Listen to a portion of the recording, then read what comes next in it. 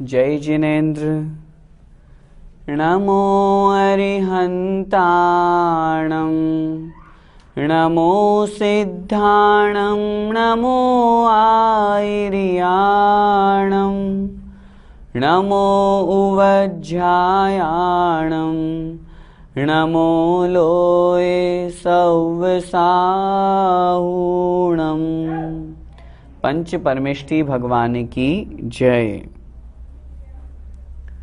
श्रवण संस्कृति स्वाध्याय पाठ्यक्रम के अंतर्गत हम सभी सिद्धांत प्रवेशिका भाग 1 जिसमें पाठ 8 आचार्य शांति सागर जी महाराज, पेज नंबर 13 सभी लोग निकाल लीजिए। आज हम इस कक्षा में आचार्य भगवान शांति सागर जी महाराज के बारे में समझेंगे।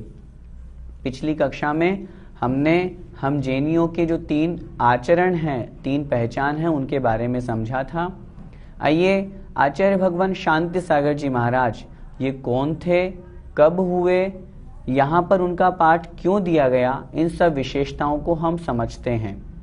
थोड़ी सी जानकारी पाठ पढ़ने से पहले मैं देना चाहूँगा। आज हमें जितनी श्रमण परंपरा दिख रही है, जितने भी मुनि महाराज, आरिका माताजी आदि, ये जो सब चतुर्विद संघ दिखाई दे रहे हैं, उन सब का आशीर्वाद आचार्य शांति सागर जी महाराज का रहा। 20वीं सदी में महान आचार्य हुए आचार्य महाराज शांति सागर जी, जिन्होंने साधु परंपरा को पुनर्जीवित किया। इनके समय में साधु बस अंगुलियों पर गिनने लायक 2-4 थे, और वो भी सही चर्या करने वाले भी और कम। इन्होंने आगम को बहुत अच्छी तरह से ध्यान में रख करके शुद्ध आर्ष मार्ग आगम परंपरा को स्वीकार किया और उसका आचरण किया, और उनके पश्चात अपने शिष्यों को वो आगम परंपरा और मुनि चर्या सिखाई, जिससे आज हम सभी उस चर्या को देख पा रहे हैं और सुन पा रहे हैं।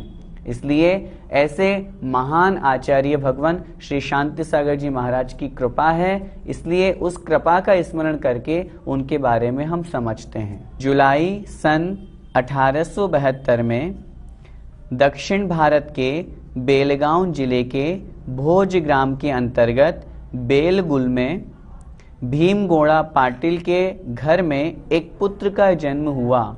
इनके पिताजी का नाम था भीमगौड़ा पाटिल। उनकी माता का नाम सत्यवती था।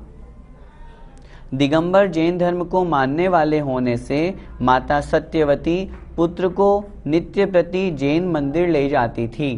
धर्म के संस्कार घर में थे, जिस कारण से बचपन से ही उनकी माता ने उनको अच्छे संस्कार दिए और मंदिर में ले जाकर उनको पाठ वगैरह सुनाती, और प्यार से उनको सत्य घोड़ा अथवा 7 घोड़ा यह कहकर पुकारती थी। सत्य घोड़ा के 2 बड़े भाई थे, एक छोटा भाई था और एक बहन थी। ये कुल परिवार में 5 भाई बहन थे। बालक 7 घोड़ा बचपन से ही पढ़ाई में प्रथम स्थान पर रहे और खेल कूद में भी, कैसा भी खेल हो उसमें प्रथम स्थान पर ही रहते थे। बालक सत्य घोड़ा ने कभी भी ऐसा कोई कार्य नहीं किया जिससे कभी डांट या मार पड़ी हो। वह अपनी माता से नित्य प्रति तीर्थंकरों, महापुरुषों की कथाएं सुनते थे। बचपन से ही उनके संस्कार बहुत अच्छे थे, जिससे वो प्रतिदिन अपनी माँ से बड़े बड़े महान पुरुष जो पहले हुए तीर्थंकर भगवंतों की पुराणों की कथाएं सुनते थे, जिससे उनके जीवन में वे संस्कार बनते गए। उनके घर में सदा दिगंबर मुनियों के त्यागी गणों के आहार हुआ करते थे, तो 7 घोड़ा उनके दर्शन करते, उनकी सेवा करते और उनकी भक्ति किया करते थे।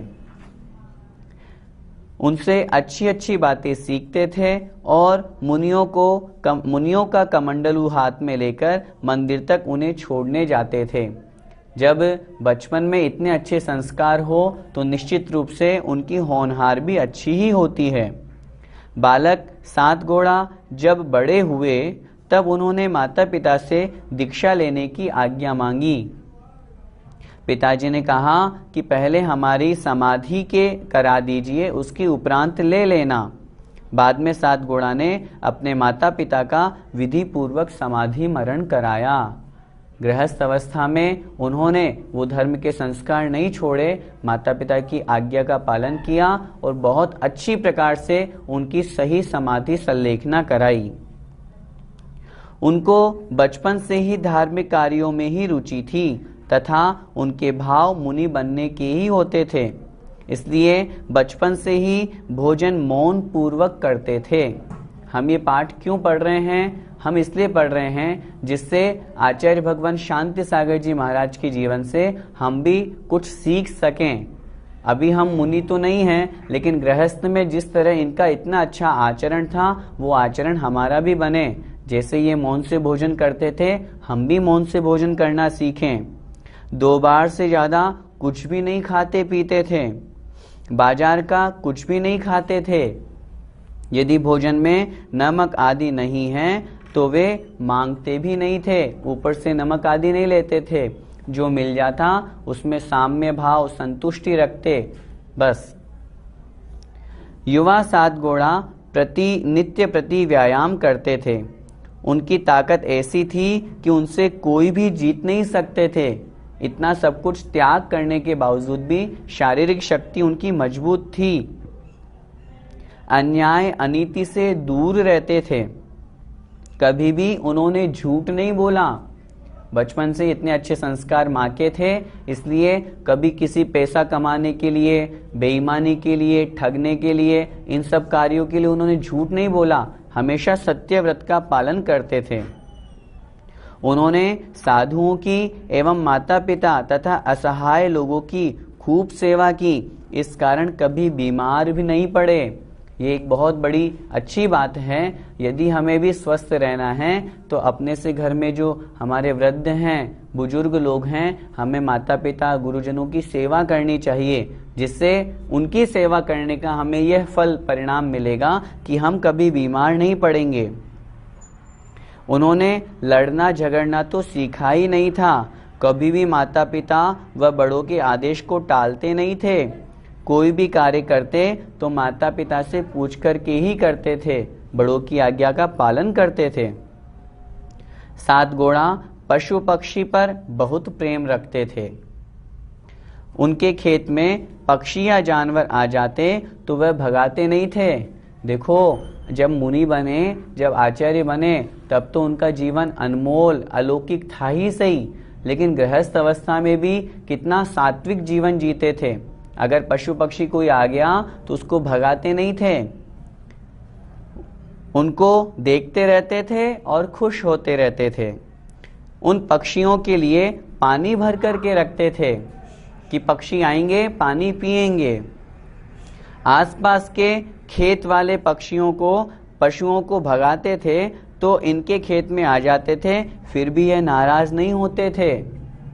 सोचिए, अन्य लोगों ने इनके खेत में पशु पक्षियों को भेज दिया तो भी ये नाराज नहीं। पशु पक्षी इनका धान्य खा रहे हैं, फसल खा रहे हैं, नुकसान कर रहे हैं, तो भी उन्हें नहीं भगाते, खुश रहते। लेकिन जब फसल कटती और अनाज घर पर आता तो अन्य लोगों से ज्यादा ही आता था। निश्चित रूप से जो दूसरों की सेवा करता है उसके घर में किसी प्रकार की कोई कमी ही नहीं होती। इस प्रकार से उदासीन रहकर उन्होंने 43 वर्ष की उम्र में सन 1915 में क्षुल्लक दीक्षा ग्रहण की और उनका नाम शांति सागर रखा गया। कुछ समय बाद उन्होंने गिरनार जी, जो गुजरात में नेमिनाथ भगवान का सिद्ध क्षेत्र है, वहां नेमिनाथ भगवान के चरणों को स्पर्श करके एलक दीक्षा ग्रहण कर ली और मात्र लंगोट में ही रहने का संकल्प ले लिया। पहले क्षुल्लक जी थे, एलक दीक्षा इन्होंने किन्हीं से ली नहीं, भगवान के समक्ष गए, चरणों का स्पर्श किया और दुपट्टा हटा दिया और एलक दीक्षा ग्रहण कर ली और भगवान के समक्ष संकल्प ले लिया, अब मैं लंगोट के अलावा समस्त परिग्रह का त्याग करता हूँ। गिरनार से लौटकर आए तो यरनाल, जो दक्षिण भारत में है, वहीं पर श्री आचार्य देवेंद्र कीर्ति जी मुनिराज से दिगंबर मुनि दीक्षा ग्रहण कर ली। दिगंबर मुनि दीक्षा कब ग्रहण की? सन 1920 में आचार्य देवेंद्र कीर्ति महाराज से इन्होंने दिगंबर मुनि दीक्षा ग्रहण कर ली। आचार्य श्री शांति सागर जी गुफाओं में बैठकर भगवान का खूब ध्यान किया करते थे। ध्यान करते समय उनके शरीर से सर्प लिपट जाता था, बिच्छू, छिपकली आदि शरीर पर चढ़ जाते थे, तो भी वो ध्यान नहीं छोड़ते थे। कितना उत्कृष्ट ध्यान, कितनी कठिन तपश्चर्या आचार्य भगवान शांति सागर जी महाराज की थी। आगम में जिस तरह हम मुनि महाराज की चर्या का वर्णन पढ़ते हैं, मुनि इस तरह से बिल्कुल निश्चल अटल अकंप होकर के ध्यान करते हैं। पशु पक्षी भी आए तो भी मन में कोई विकल्प नहीं, तन में कोई विकार नहीं, ऐसा ध्यान किया करते थे। शेर, चीते आदि जानवर तो उनके पास आकर बैठ जाते थे, फिर भी वो नहीं डरते थे। शांत मुद्रा को देख करके शेर, चीते आदि भी चुपचाप शांति से बैठ जाते थे। इस तरह उनका ध्यान होता था। इस कारण लोग उन्हें चारित्र चक्रवर्ती भी कहते थे। चारित्र चक्रवर्ती शांति सागर जी महाराज, हम और आप जिन आचार्य भगवान के बारे में पढ़ रहे हैं, वो चारित्र चक्रवर्ती जिनको उपाधि प्राप्त है, उन्होंने तो स्वीकार नहीं की, लेकिन हम और आप उनको इसी नाम से जानते हैं। ऐसे महान आचार्य को चारित्र चक्रवर्ती शांति सागर जी महाराज कहते हैं। इन्होंने 35 वर्ष के मुनि जीवन में लगभग 27 वर्ष तो उपवास ही किए हैं। विचार करें, आचार्य शांति सागर जी महाराज सिंह निष्क्रीडित उपवास करते थे। उनके उपवासों की संख्या आचार्यों ने लिखी, जब उनकी जो जीवन चरित्र निकला, चारित्र चक्रवर्ती 9,938 उपवास किए। 9,938 उपवास उन्होंने 35 वर्ष के दीक्षा काल में किए। आगे ऐसे महान तपस्वी आचार्य श्री शांति सागर जी महाराज ने 36 दिन की सल्लेखना पूर्वक समाधि मरण किया। अंत में जब सल्लेखना की ओर आगे बढ़े, तब अंत में सब कुछ त्याग कर दिया, चारों प्रकार के आहार पानी का, 36 दिन तक निराहार होकर के और फिर सल्लेखना समाधि को प्राप्त किया। ऐसी उत्कृष्ट सल्लेखना आचार्य शांति सागर जी महाराज जी की हुई। जैन धर्म की सबसे बड़ी प्रभावना करने वाले आचार्य श्री शांति सागर जी महाराज की जय हो। इस प्रकार विशेष हमको जो आचार्य भगवान शांति सागर जी महाराज, जिनका हम यह पाठ पढ़ रहे हैं, इस पाठ को देने का सबसे बड़ा कारण यही है, हम जाने तो सही कि हमारे पूर्व आचार्य कितने महान थे। आचार्य शांति सागर जी महाराज इतने महान थे, उन्होंने शुद्ध आगम की परंपरा को अपनाया। जब उन्होंने जिन मुनि महाराज से दीक्षा ली, देवेंद्र कीर्ति जी से, उस समय वो भट्टारक अवस्था में थे, लेकिन दिगंबर दीक्षा लेने तक के बाद में उनके गुरु उनको कहते, जब आहारचर्या को जाओ तो कपड़े पहन के जाओ, लंगोट लगा के जाओ, 1 रुपया लेकर के आओ। आचार्य शांति सागर जी महाराज को यह बात अच्छी नहीं लगी, क्योंकि आगम में मुनि की ये तो चर्या नहीं। उन्होंने अपने गुरु को छोड़ दिया और आगम के अनुसार सही चर्या करने लगे। बाद में जब उनके गुरु को मालूम चला, उनके गुरु स्वयं उनके पास में आए और उनके गुरु ने उनसे कहा, मेरी चर्या सही नहीं है, मुझे पुनर्दीक्षा दीजिए और अपने संग में रख लीजिए। देखिए कितने बड़े महान आचार्य शांति सागर जी महाराज, जिन्होंने अपने गुरु को अपना शिष्यत्व स्वीकार कराया और उन्हें पुनर्दीक्षा दी और आगम का सही ज्ञान कराया। आचार्य शांति सागर जी महाराज ने अपना आचार्य पद वीर सागर जी महाराज को दिया। वीर सागर जी महाराज ने शिव सागर जी महाराज को दिया। शिव सागर जी महाराज जी से फिर 2 परंपराएं चली, धर्म सागर जी महाराज जी की और ज्ञान सागर जी महाराज जी की। ज्ञान सागर जी महाराज जी के शिष्य आचार्य भगवान विद्यासागर जी महाराज। इस प्रकार हमें वर्तमान में जितनी भी मुनि परंपरा दिखाई दे रही है, उन सब का श्रेय आचार्य भगवान शांति सागर जी महाराज जी को जाता है। ऐसे महान तपस्वी, महान आचार्य, जिनकी बदौलत हम मुनि महाराजों के सही चर्या का ज्ञान कर पा रहे हैं, आचार्य भगवान विद्यासागर जी महाराज जैसे महान आचार्य को हमें प्राप्त हुए हैं, उनका सबसे बड़ा निमित्त आचार्य शांति सागर जी महाराज हैं। उन्हें स्मरण करके हमें अपने जीवन को पवित्र बनाना चाहिए। बोलिए आचार्य भगवान चारित्र चक्रवर्ती श्री शांति सागर जी महाराज की जय। आज इस कक्षा में हम आचार्य भगवान शांति सागर जी महाराज जी को समझने के पश्चात पाठ 9 को भी समझते हैं, निकाल लीजिए सभी। पाठ 9 जीव और अजीव, पेज नंबर 15 है। आइए हम परिभाषा देखते हैं। जीव किसे कहते हैं? जिसमें जानने अर्थात ज्ञान और देखने अर्थात दर्शन की शक्ति होती है, जो सुख और दुख का अनुभव करता है, उसे जीव कहते हैं। जैसे मनुष्य, हाथी, घोड़ा, खटमल, लट, वृक्ष आदि। जीव की बहुत सीधी सी परिभाषा, जिसमें जानने देखने की शक्ति होती है, जो सुख दुख का अनुभव करता है। हम और आप ये जीव हैं। हमें विचार क्या करना है, इस पाठ को क्यों दिया गया है, हमें क्या शिक्षा लेनी है। जिनमें ये शक्ति है वे जीव हैं। कहीं हमसे उन जीवों की हिंसा तो नहीं हो रही, हम उन जीवों को पीड़ा तो नहीं पहुंचा रहे। इसलिए कौन जीव हैं कौन अजीव हैं, जब हमें इसका ज्ञान हो जाएगा तो हम जीवों की हिंसा से बचेंगे। छोटे छोटे प्राणी, छोटे छोटे कीड़े जो होते हैं, चींटी है, लट है, केंचुआ है, पेड़ पौधे आदि हैं, ये भी जीव कहलाते हैं। क्यों? क्योंकि इनमें भी जानने देखने की शक्ति विद्यमान होती है। ये भी सुख दुख का अनुभव करते हैं, इसलिए ये भी जीव हैं। जीव दो प्रकार के होते हैं, दो भेद होते हैं जीव के। सबसे पहला मुक्त जीव, दूसरा संसारी जीव। जो मुक्त कौन होते हैं? मुक्त जिनके आठों कर्म नष्ट हो चुके हैं, जो इस संसार के जन्म मरण के दुखों से छूट गए हैं और लौटकर इस संसार में वापस कभी नहीं आएंगे, उन्हें मुक्त जीव कहते हैं। जैसे सिद्ध भगवान, हमने पंच परमेष्टि का पाठ पढ़ा था, उनमें सिद्ध परमेष्टि की परिभाषा पढ़ी थी। जो आठों कर्मों को नष्ट करके सिद्धालय में चले गए, जो लोक के बिल्कुल अंत में टॉप पॉइंट पर विराजमान हो गए हैं। अष्ट कर्मों के कारण से संसार में परिभ्रमण होता है, और जिनके आठों कर्म नष्ट हो गए तो संसार परिभ्रमण समाप्त हो गया। अब लौट करके वे संसार में वापस कभी नहीं आएंगे।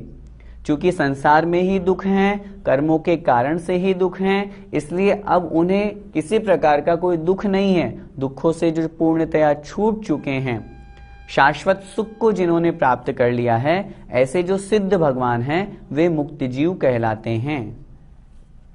संसारी जीव किसे कहते हैं?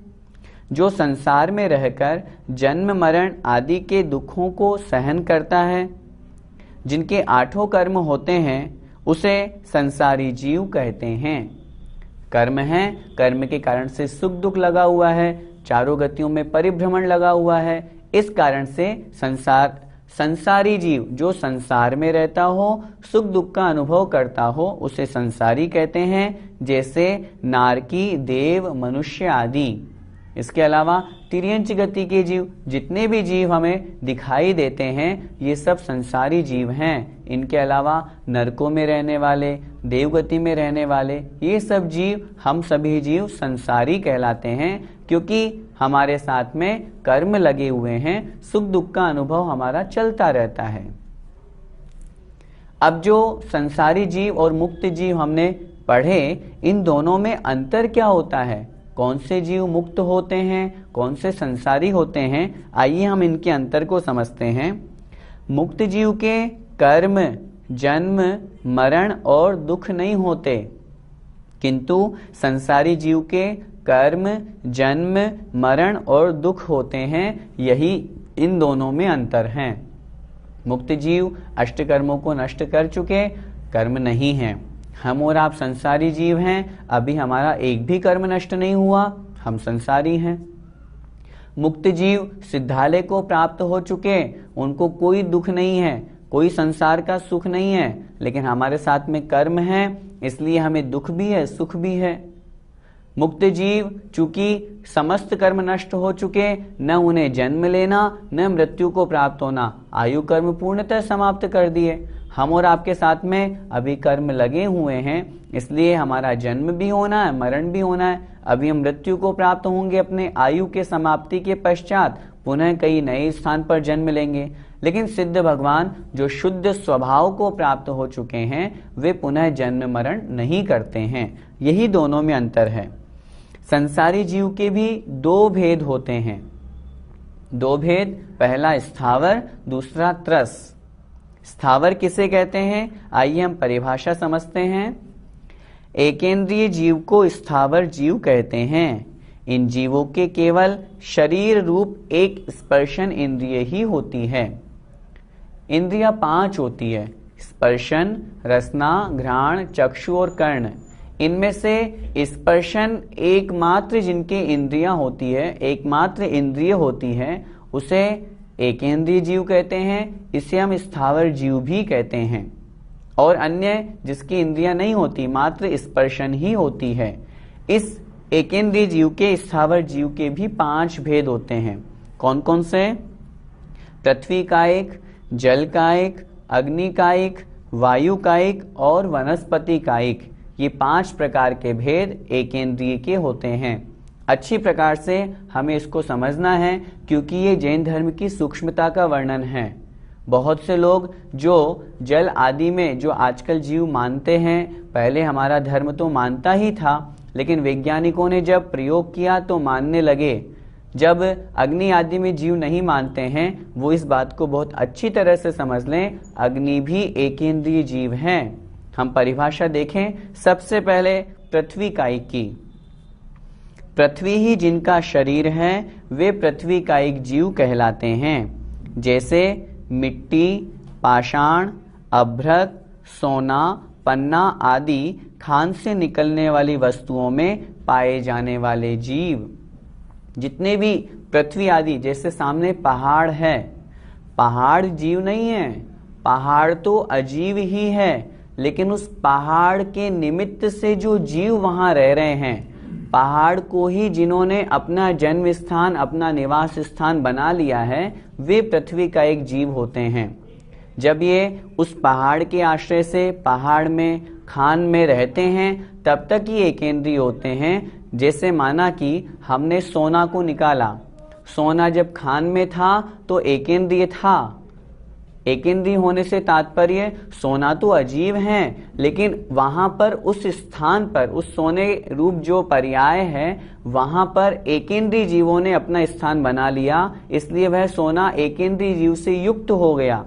बाद में जब हमने उस सोने को गर्म किया, शुद्ध किया, तो वह जो सोना जिसके हम आभूषण आदि पहनते हैं, वो अजीव है, वह पुद्गल है, उसमें से एकेंद्रीय जीव भी निकल गए। दूसरे हैं जल कायिक। जल ही जिनका शरीर है, वे जल कायिक जीव कहलाते हैं। जैसे बर्फ, ओला, पानी आदि में पाए जाने वाले जीव। हमने पानी को छाना, अच्छी तरह से समझना है। हमने पानी को छाना, छानने से जो जीव निकले वो कौन से थे? वो त्रस जीव थे। हमने पानी को छाना, छानने से जो जीव निकले वो त्रस जीव थे। अभी जो छना हुआ पानी है वो जलकायिक जीवों से युक्त है, वो एकेंद्रीय जीवों से युक्त है। जब हमने उसी पानी को गर्म कर लिया, बॉईल कर लिया, उबाल लिया, तो उसमें से एकेंद्रीय जीव भी चले गए।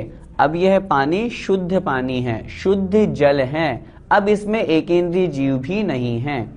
हम और आप गृहस्थ में रहते हैं, पूर्णतया हिंसा के त्यागी नहीं हो पाते। हमारे लिए कहा कि त्रस जीवों की हिंसा को तो त्याग करना ही करना है, और जितनी कोशिश हो सके हमें एकेंद्रीय जीवों की हिंसा से भी बचना है। हम जल का प्रयोग करते हैं, छान करके करेंगे तो त्रस जीवों की हिंसा से तो बचेंगे ही बचेंगे, लेकिन यदि उबाल करके पानी का प्रयोग करेंगे तो कितना अच्छा होगा, हम एकेंद्रीय जीवों की हिंसा से भी बच जाएंगे। इस प्रकार ये जलकायिक जीव होते हैं जिनका जल ही शरीर होता है। तीसरे अग्निकायिक जीव। अग्नि ही जिनका शरीर है वे अग्निकायिक जीव कहलाते हैं। जैसे दीपक की लौ, अग्नि, बिजली आदि में पाए जाने वाले जीव। बहुत से लोग जो होते हैं वो व्यर्थ में अग्नि को जलाते रहते हैं, एकेंद्रीय जीवों की हिंसा होती है। जो अग्नि जली वो तो एकेंद्रीय है ही सही, लेकिन उसके निमित्त से वातावरण में जो त्रस जीव थे, छोटे छोटे जीव थे, वो भी मरण को प्राप्त हो जाते हैं। माना हम गृहस्थ हैं, हम पूर्णतया अग्नि नहीं जलाने से नहीं रह सकते, अग्नि जलानी ही पड़ती है, घर गृहस्थी का कार्य है, भोजन आदि बनाना ही है, लेकिन हम व्यर्थ की अग्नि न जलाएं। हमारे घरों में लाइट पंखे व्यर्थ में चलते रहते हैं, कितनी जीव हिंसा होती है। जो बिजली जल रही है वो तो एकेंद्रिय है ही, उसके निमित्त से कितने त्रस्त जीव मरते हैं। हाँ, आवश्यकता हो हम अवश्य जलाएं, हमें पढ़ना है, घर गृहस्थी का कार्य करना हो करें, लेकिन यदि व्यर्थ में जला रहे हैं तो फिर वहां पर हमें जीव हिंसा अधिक होगी, जीव हिंसा का दोष लगेगा। कोशिश करें हम अग्निकायिक जीवों की हिंसा से बचने का प्रयास करें। चौथे हैं वायुकायिक जीव। वायु अर्थात हवा ही जिनका शरीर है वे वायुकायिक जीव कहलाते हैं। जैसे हवा, आंधी आदि में पाए जाने वाले जीव, ये भी एकेंद्रीय जीव के अंतर्गत आते हैं। अंतिम पांचवे कौन से हैं? वनस्पति कायिक जीव। वनस्पति ही जिनका शरीर है वे वनस्पति कायिक जीव कहलाते हैं। जैसे वृक्ष, लता, फल फूल आदि में पाए जाने वाले जीव। वनस्पति कायिक को अच्छी तरह से हमें समझना है। वनस्पति, ये जो फल फूल पेड़ पौधे आदि हैं, ये सचित्त हैं, इनमें एकेंद्रीय जीव पाए जाते हैं। इनके आश्रय से रहने वाले त्रस्त जीव अलग हैं और ये स्वयं पूरा का पूरा पेड़, पेड़ की डाल, पेड़ की पत्ती, पेड़ का फूल, पेड़ का फल, ये सब एकेंद्रीय जीव हैं। और एकेंद्रीय जीवों की हमें हिंसा नहीं करनी, बचना है। हमारा जैन धर्म दया प्रधान धर्म है, किसी भी जीव की हिंसा न हो ऐसा हमें भाव रखना चाहिए। हम कोशिश करें घास में नहीं चलें, कितने त्रस्त जीव मरते हैं, कितने एकेंद्रीय जीवों का घात होता है। व्यर्थ में फूल पत्ती न तोड़ें। कोशिश करें जब घर में वनस्पति हरी सब्जियों का प्रयोग करें, अच्छी तरह से सुधार करके, देखभाल करके जीव हिंसा से बचें और उनको उबाल करके प्रयोग में लें, ताकि हम एकेंद्रीय जीवों की हिंसा से भी बच सकें। इस प्रकार ये 5 प्रकार के स्थावर जीव होते हैं। ये जीव अभी हमने समझे। आइए हम आगे अजीव को समझते हैं। अजीव का लक्षण और दृष्टांत। जिसमें जानने और देखने की शक्ति नहीं होती है तथा जो सुख और दुख का अनुभव नहीं कर सकता, वह अजीव है। जैसे कुर्सी, टेबल, घड़ी, पंखा, पेन, पेंसिल आदि, ये सब इनमें जानने देखने की शक्ति नहीं है, इसलिए ये अजीव कहलाते हैं। हमने जीव के बारे में भी समझा, अजीव के बारे में भी समझा, दोनों में क्या अंतर है। जिसमें जानने देखने की शक्ति होती है वह जीव होता है, किंतु अजीव में जानने तथा देखने की शक्ति नहीं होती है। यही जीव और अजीव में अंतर है। जैसे हमने टेबल के ऊपर मारा, इसके सुख दुख का अनुभव हुआ क्या? नहीं हुआ। क्यों? क्योंकि ये अजीव है, इसमें जानने देखने की शक्ति नहीं है, चेतना नहीं है। लेकिन हाँ, हम हाथ पे मारेंगे तो हमारे सुख दुख का अनुभव होगा, हमें दुख होगा, हमें कष्ट होगा। क्यों? क्योंकि हमारे अंदर आत्मा है। जब डेड बॉडी होती है, उसको आप कुछ भी क्रिया करो, वो अजीव है, क्योंकि उसके अंदर जो जीव था, जो प्राण था, जो जानने देखने की शक्ति रूप जो आत्मा थी, वो आत्मा निकल गई, इसलिए अब उसको सुख दुख का अनुभव नहीं हो रहा। लेकिन जब आत्मा किसी में है, शरीर में आत्मा है, तब तक उसको सुख दुख का अनुभव होगा। शरीर जीव नहीं है, लेकिन शरीर के अंदर बैठा हुआ जो है, जैसे मैं बोल रहा हूं, मैं कौन बोल रहा हूं? मैं आत्मा बोल रहा हूं, लेकिन शरीर के माध्यम से बोल रहा हूं। इस तरह से जीव और अजीव के अंतर को बहुत अच्छी तरह से समझना चाहिए। जय जिनेंद्र।